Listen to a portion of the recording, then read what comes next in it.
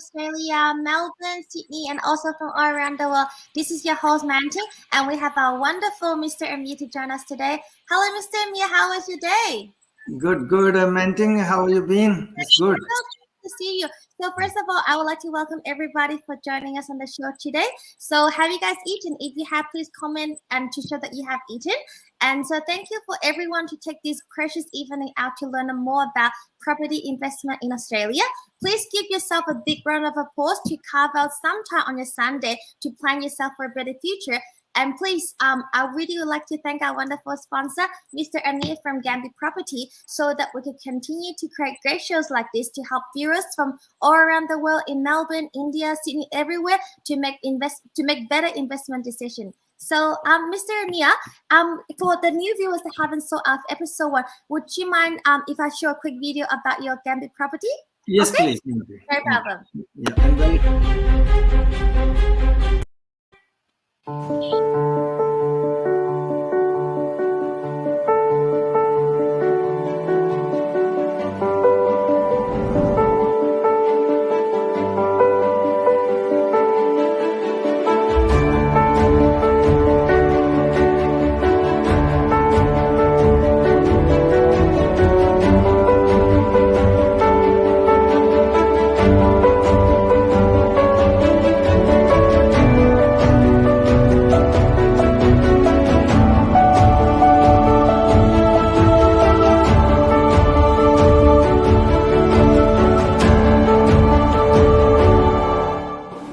Welcome to Gambit Property Brighton office.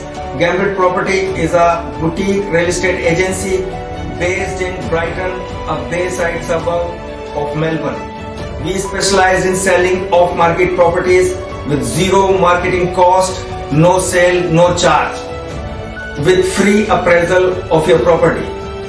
We sell high-end properties, development projects, acreage and global land. We help first home buyers and help to build investment property portfolio. Please contact us or our friendly staff for any buying or selling needs. Thank you.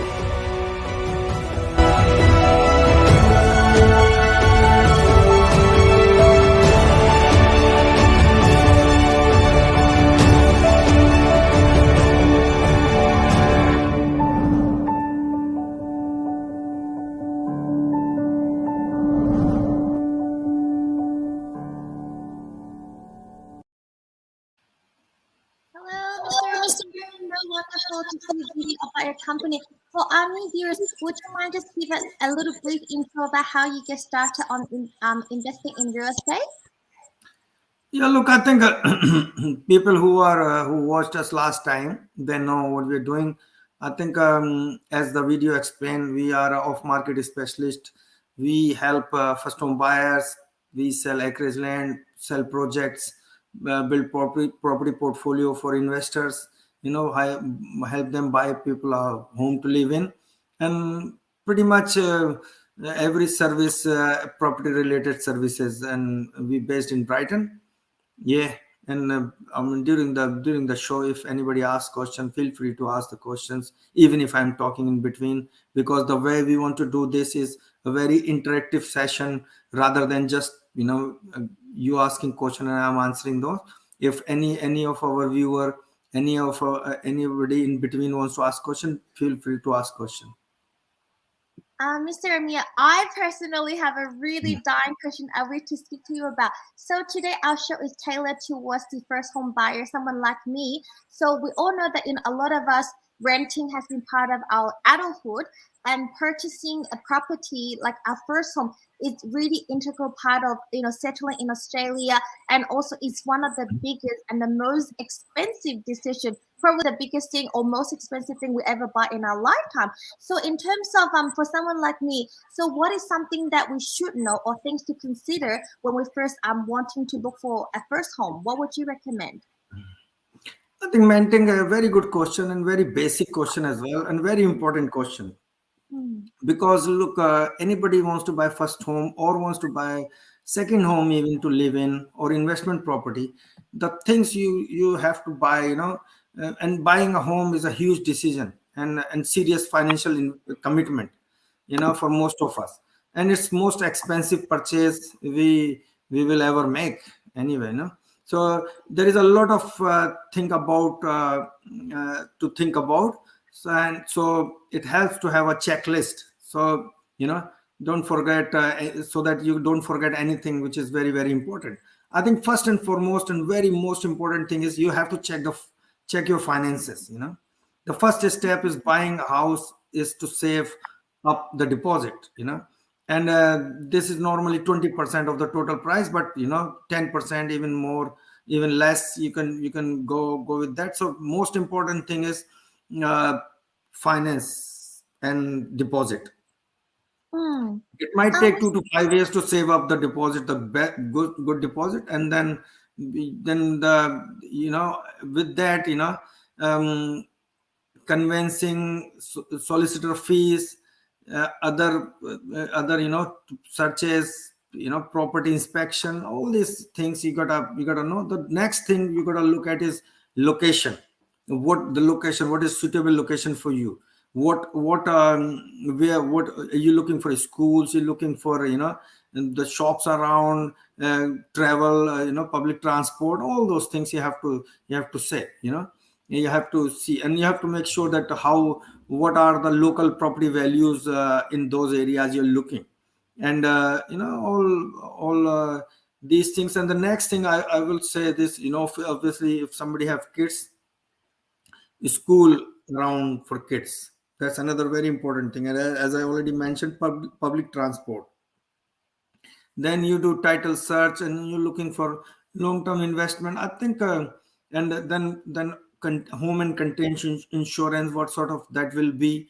These are the thing. And then how to do the building inspection if you're building house and land, or you're buying a existing home, so these things are mainly, you look for. And appliances, or when you're building a house, or buying existing home. So these sort of things, maintaining is basically most important in finance, deposit, location, suitability. Your suitability. What is suitable for you? What is close to your work? What is close to your kids' school? All those things is most important. But finance is the biggest thing. If you sort out the finance, you sort out a lot of other things. Thank you, Mandy. Mr. Amir, first, I've heard that if you don't have a 20% deposit, you have to buy some sort of lender mortgage insurance, and that could be tens and $20,000. Yeah, So, hmm. yeah. Look, it's ideal to have 20% deposit. Then you can avoid lenders mortgage insurance, which is quite good money for first home buyer, and or any buyer. You paying that for. But look, don't worry if you don't have 20% deposit. You have less deposit, or 10%, even less. There is a provision. You can have a lenders mortgage insurance. There is little bit more checks, more things when you go for lenders mortgage insurance. You can get higher LVR. You have to pay less deposit. So if you have, so don't worry if you have less deposit or anything. You can still buy property, but you have to pay lenders mortgage insurance. You have to have a better saving track record, or more checks for the banks. But you can still buy, if you have less than 20% deposit, you can still buy. Even less than 10% deposit, you can still buy a property. Mr. Amir, I really appreciate the fact that you gave us like a really detailed checklist of what to consider when we're buying. Do you have any tips on house hunting? Because it's something that I don't really want to drive the entire Saturday between inspection to inspection. Do you have any tips for someone like me who just really want to get into the market or purchase my very first home? Any tips for house hunting? Yeah, look, the tips are, look, first thing first, you got to make a plan. What you want and what is the need, and you for first home or second home or home to move in. You have to make a plan. What sort of budget you have. The second thing is, obviously, you have to set up a budget.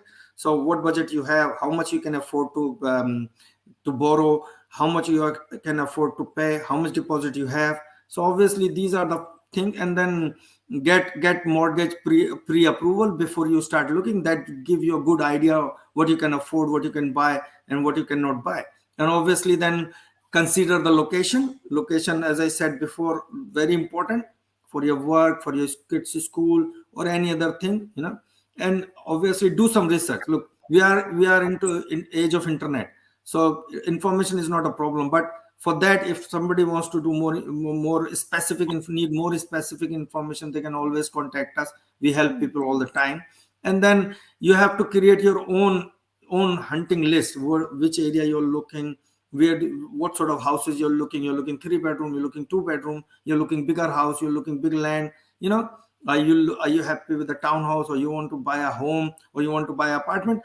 These sort of checklists you have to do. And then find a real estate agent who you can trust, who can help you, somebody which makes you comfortable to do house hunting.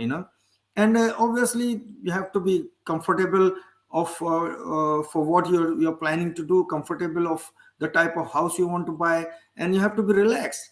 And then when you find the right house, be prepared and make an offer, and enjoy. You buying house to enjoy, not to get a stress or anything. So these are the few basic things. This is not a rocket science. And as I said, look, we are always there to help. If somebody wants more help in detail, specific information about their situation, we are always there to help. They can contact us. Mr. Amir, I really enjoy when you said that it's supposed to be a happy experiences.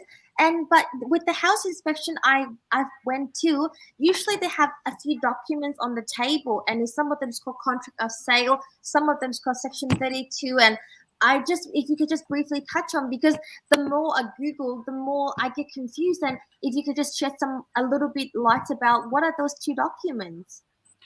Look, contract of sale is, as it sounds, you're signing a contract to buy something. So contract of sale is that. A contract of sale is pretty much a list of all relevant information pertaining to the sale of a property, including such things as name and address of the buyer and seller, conditions of the sale and inclusions. You have settlement period, the deposit you paid, the balance you have to pay on settlement date. These sort of things is and then both buyer and seller have to sign a contract of sale. So that's contract of sale.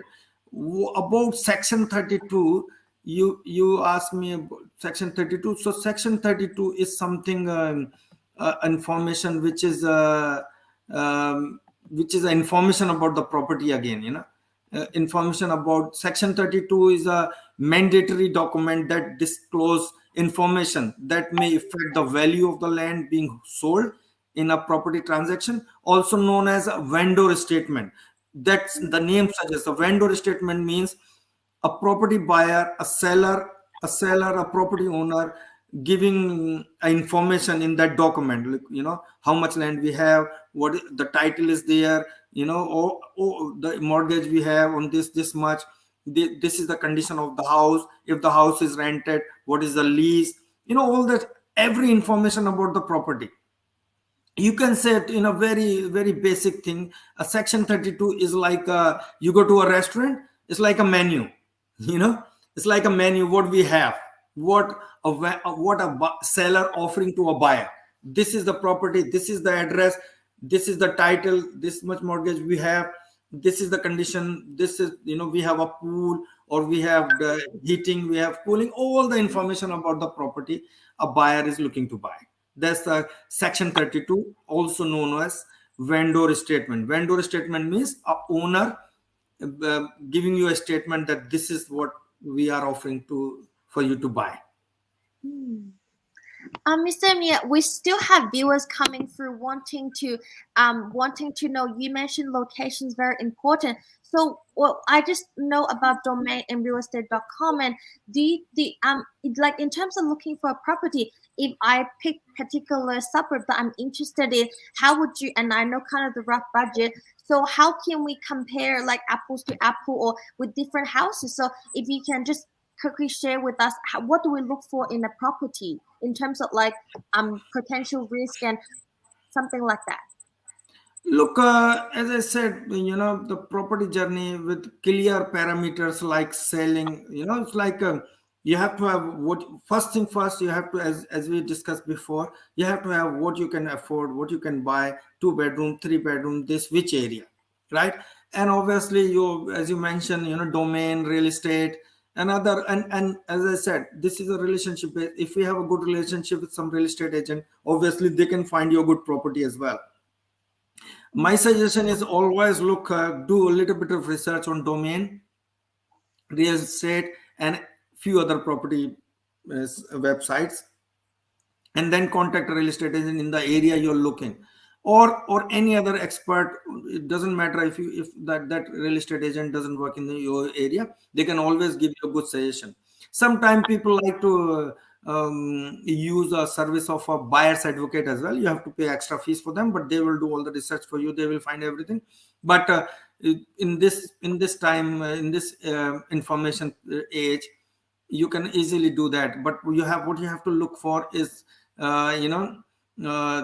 obviously, when you say you can, obviously, if you find something, let's for example say, if you find something, some property which you like, which fits in your parameters, like the bedroom you want, the house you want, the land size you want, the area you want, the school, everything. Once you have that, contact the real estate agent. They should be giving you the right information, and make sure that information is suitable for you.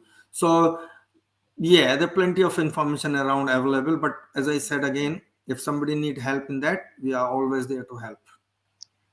Mr. Amir, one of our viewers has sent through that they were thinking of going for an auction, and then they followed the RE website, saying that the auction rate wasn't as in the successful auction that goes through. It seems like it's a bit less than the previous month. So do you think for first home buyers like me, is it worth going to an auction, or is better off to do private sale? What would you like to share on this note?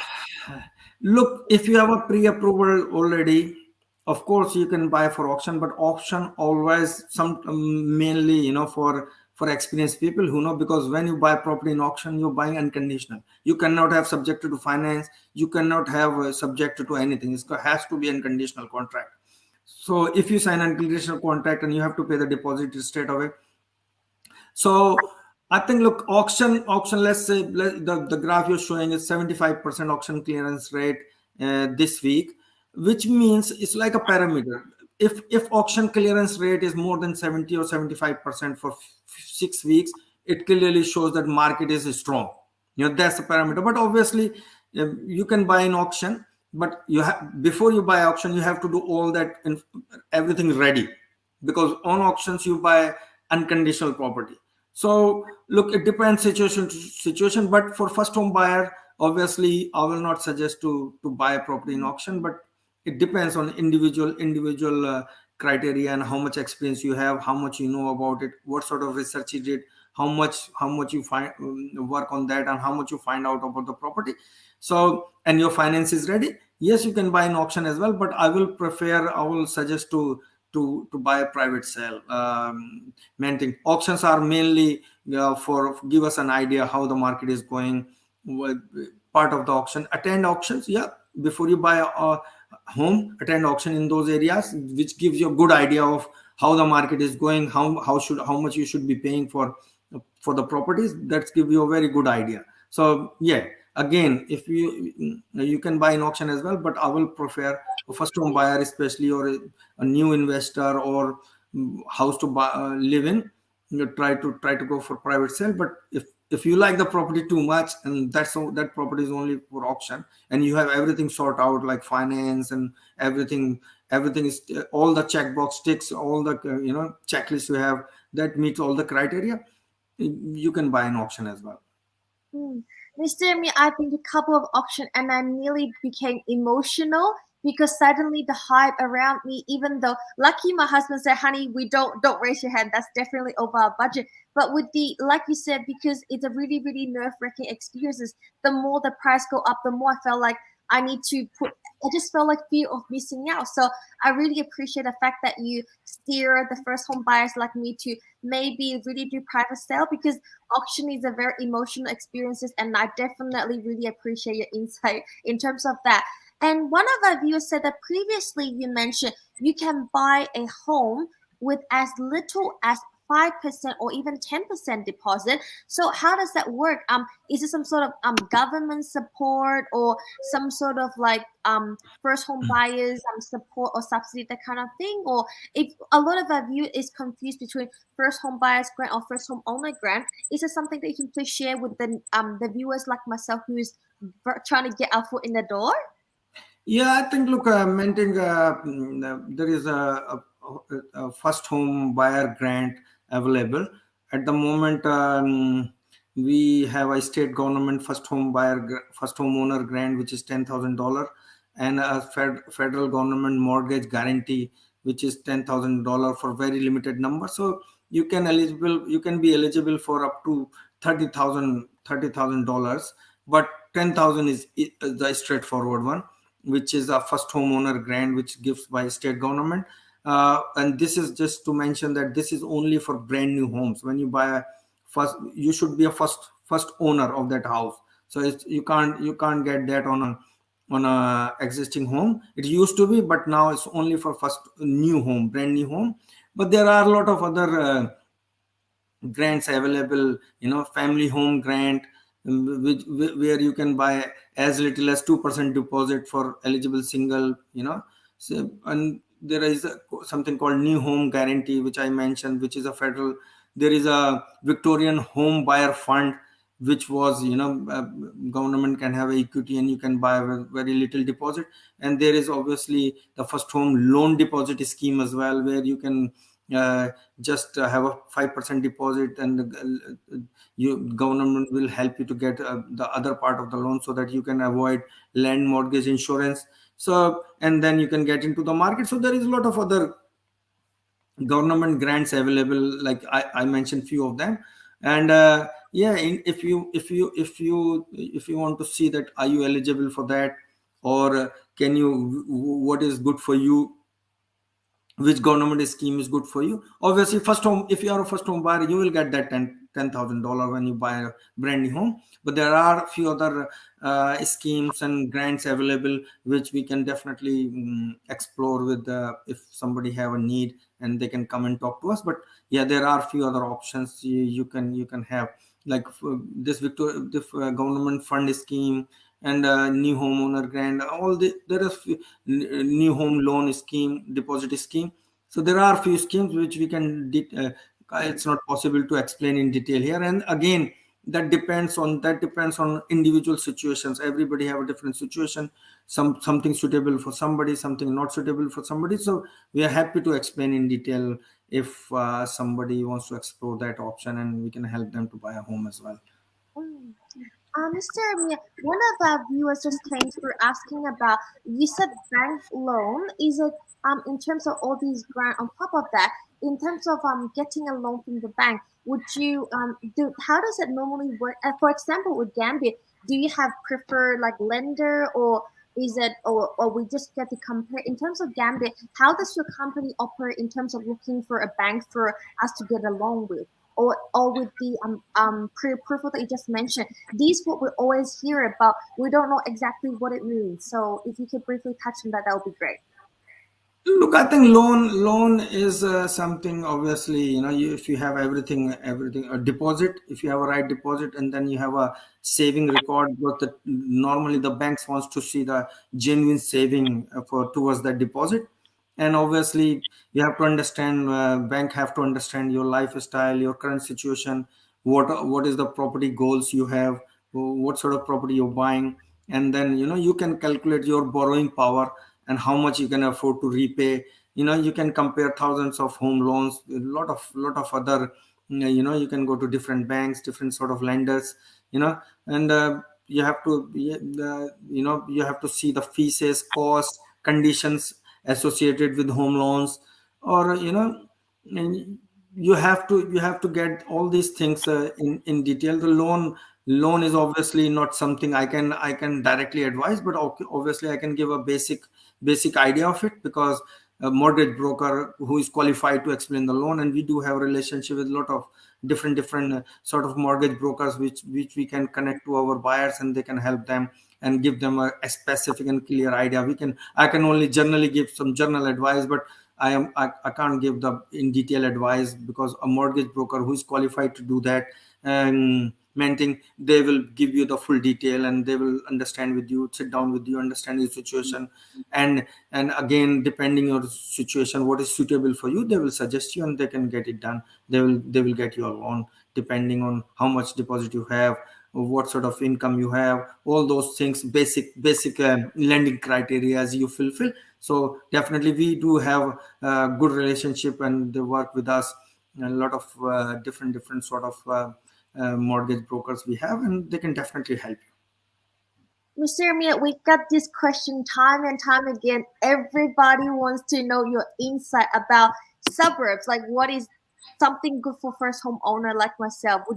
Is there something that you can suggest, so at least I can look up those suburb on realestate.com or domain? If you have, everyone's asking same question. Where should I start looking? It's just, we get a lot of questions on Facebook asking about the same thing this week. Yeah, look, very interesting. Again, there are thing. If you are a first home buyer, that's a different thing. But if you are a investor, that's a little bit different way of approaching that. And areas wise, I always suggest, if you are looking for and it depends on what sort of how much investment you want to do, or how much you want to invest, how much you can afford to pay, how much you can, what is your borrowing capacity, depends on that.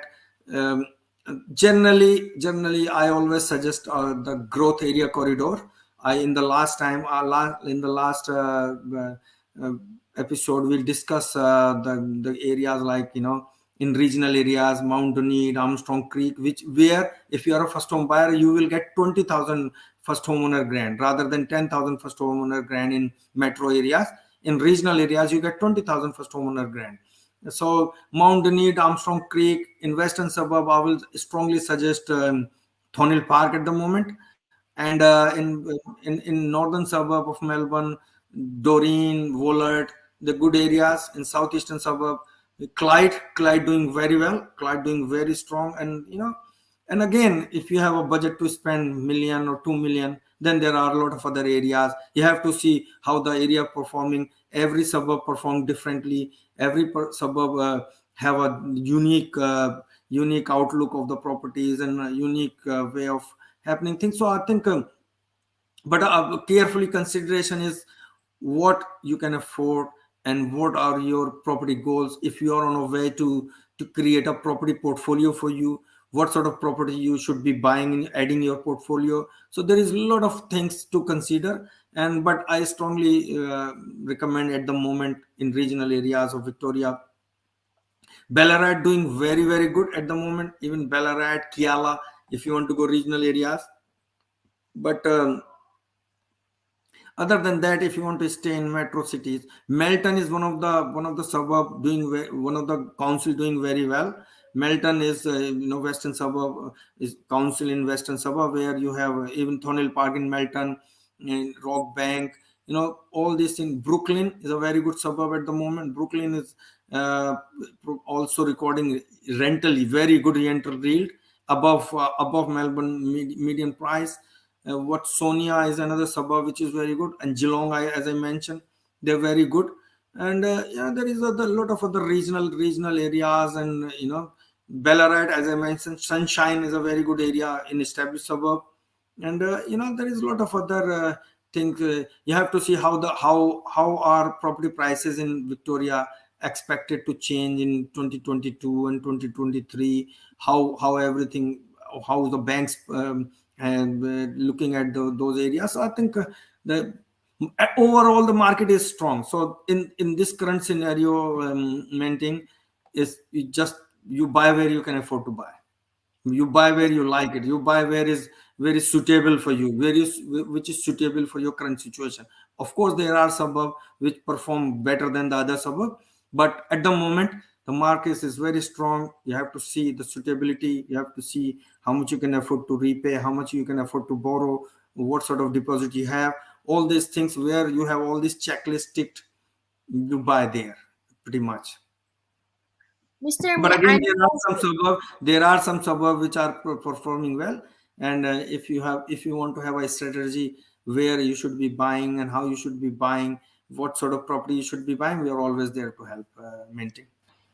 Mr. Amir, I know we're pushing time. I know we really, but I have viewers keep asking the same question. You mentioned off the plan property. If you could just say one pro, one con, or just briefly, how would off the plan really benefit someone like me who's first home, wanting to buy first home?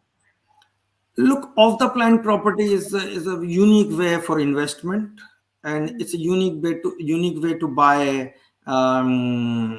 first home buyer as well. Because first thing is very good. Good thing is about buying off the plan is when you buy property, you pay a little deposit, then you have more time to prepare yourself to get the loan, to good this, to of the plan means you buying property, you're not settling in 30, 60, 90 days. You have an extended time period. That's a very good thing. You have more time to prepare. You can save more deposit. If you have like 5% deposit right now, you can pay that and then wait for sometimes 6 months, sometimes 12 months, sometimes even more.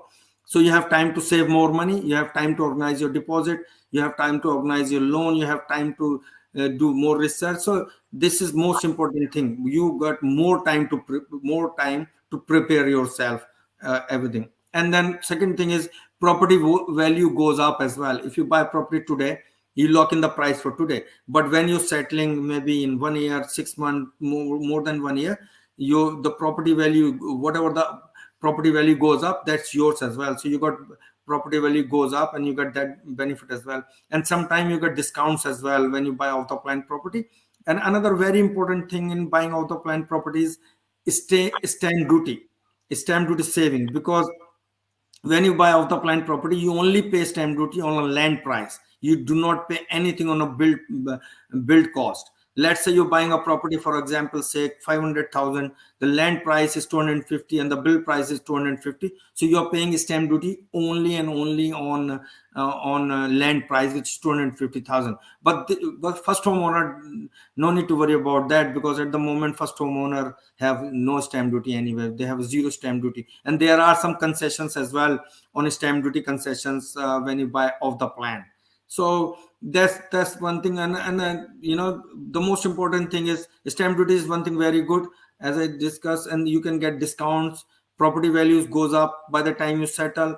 The most important I mentioned in detail is more time. You got more time to prepare. You can just like the property, you pay the deposit, small deposit, and get yourself ready, save deposit, get loan organized, get other things organized. So that's another thing. Look, there are uh, some cons as well, which a builder or a developer, which is very unlikely in this current situation, but things can happen. So like a builder can go bankrupt, then you have to see. Normally it takes a little bit more time. Your deposit will be refunded, but it takes time. And maybe by the time you other con is, like, you buy a property today, and let's say in a year time or 2 year time, it's getting hard to get a approval of the loan. You get a pre-approval now, but by the time it comes 1 year, something goes wrong, you lost a job or something happened, uh, you can find difficult to get the loan approval as well. These sort of things mainly.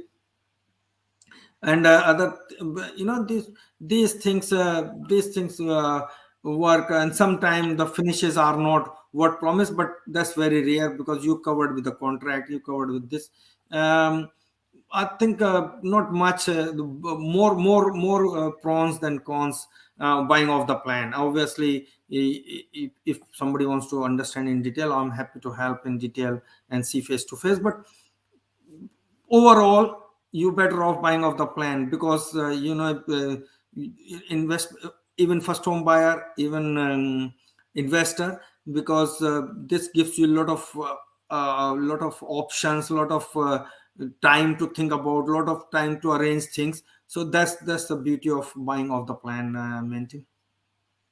Mr. Me, I know again we're pushing for time, but I'm getting lots and lots and lots and lots of viewers wanting to know your individual insight into each suburb, and a lot of viewers are asking, what's your view on this suburb? What's your view on this suburb? So, and I know that Gambit has a lot of listing in different areas of Melbourne. So the viewer is asking now if perhaps next month we can do a dedicated show on Gambit's current listing and how we can organize in a more systematic way to approach buying our first house.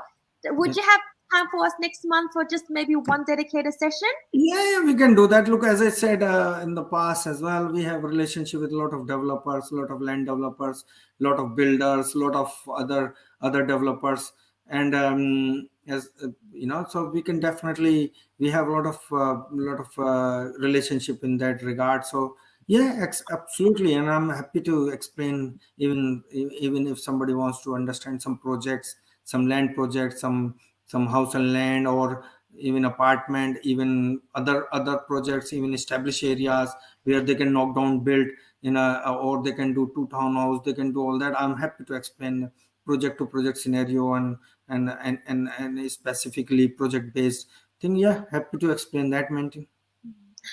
Thank you so much, Mr. Mieso, and our director of the Gambit property. And also, I would like to thank all our viewers from all over Australia and India and all around the world.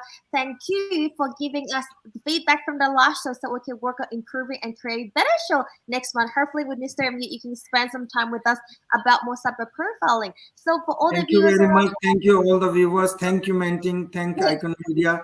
And I think it's good. It's a good start. If somebody wants to ask more questions, and we are happy to help. Give us a call. And thank you, everyone. Thank you, Mantin. Thank you, Icon Media. Thanks, everyone. Thank you so much. And please, everyone, please comment, like, share today's show so that next time, please let us know what you would like to share, what you would like us to share with Mr. Amir as our expert. And please let us know what you would like to see in December. And in December, we'll be bringing you back with more insights into property investment, such as investment. We have a lot of viewers asking about investment strategies for short-term, long-term. Then we also have about more backlog stuff. And most importantly, and a lot of viewers wanting to know your insight about taxation advice as well. So all the viewers, so thank you once again on behalf of all the viewers and our team. Thank you, Mr. Amir, for carving out your Sunday evening with us. And for everyone, please stay in tune for our Facebook update, and we'll bring you even more insights in December. So thank you so much, Mr. Amir. Thank you, everybody. Thank you.